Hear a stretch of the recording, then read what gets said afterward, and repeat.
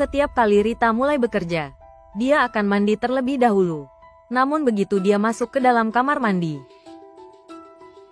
ada seorang pria yang bersembunyi di balik pintu.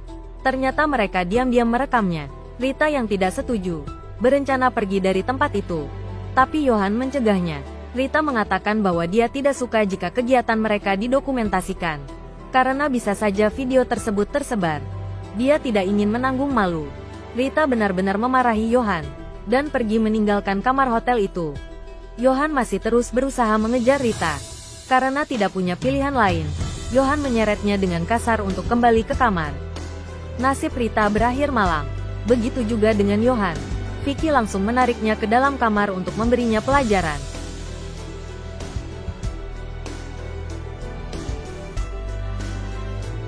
Vicky menyuruh Johan untuk berjongkok. Latar belakang Vicky cukup mengejutkan. Dulunya, dia adalah seorang polisi yang menangani kasus kriminal. Tapi karena kesalahannya sendiri, dirinya dipecat dari kepolisian, dan Rita adalah karyawannya. Namun sebelumnya, Rita sudah mengundurkan diri, karena telah memiliki uang simpanan yang cukup. Tapi sayangnya, aturan dari tempat dia bekerja sangat ketat. Apalagi Rita berhenti hanya karena ingin menikah dengan pria yang baik. Hal itu membuat Vicky frustasi. Apalagi setelah kejadian itu, semua wanita-wanita yang dia pekerjakan tiba-tiba menghilang secara misterius. Jadi Vicky menelepon salah satu kenalannya bernama Yola. Dia menawarkan Yola untuk bekerja padanya. Yola memiliki seorang anak yang harus dia besarkan sendiri, sehingga membuat Yola mengiyakan tawaran tersebut. Pekerjaannya itu akan membawa bencana baginya sendiri. Vicky yang merupakan seorang mantan polisi, sebenarnya menyadari ada yang salah dari menghilangnya karyawan-karyawannya itu.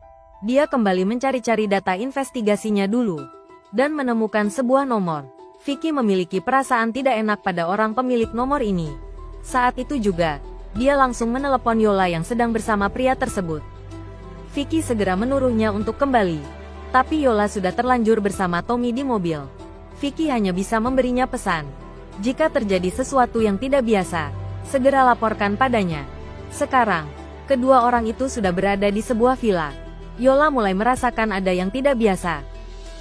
Namun dia bingung kunci mana yang cocok. Walaupun sudah mencoba berkali-kali, tetap saja salah.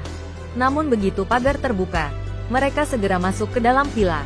Tommy langsung memarahi seekor anjing yang ada di dalam, membuat Yola takut. Tapi Yola sudah terlanjur masuk. Dia hanya bisa mengikuti pria itu saja. Begitu masuk ke dalam, Tommy menyuruhnya untuk mandi terlebih dahulu. Begitu Yola masuk ke kamar mandi, dia langsung memasang keran air untuk menimbulkan suara, dan mengambil kesempatan untuk mengirim pesan pada Vicky.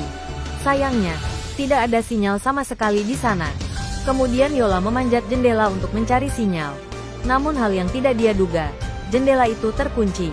Begitu Yola melihat ke bawah, dia menemukan rambut yang telah berdarah-darah. Tapi dia tidak boleh berteriak sekarang. Dia harus tenang untuk memikirkan jalan keluar. Yola berpura-pura tidak terjadi apa-apa ketika dia keluar dari kamar mandi, dan berkata kepada Tommy bahwa dia meninggalkan sesuatu di mobil. Begitu mendapatkan persetujuan untuk keluar, Yola segera melangkah ke arah pintu. Namun dia melihat pintu itu telah digembok.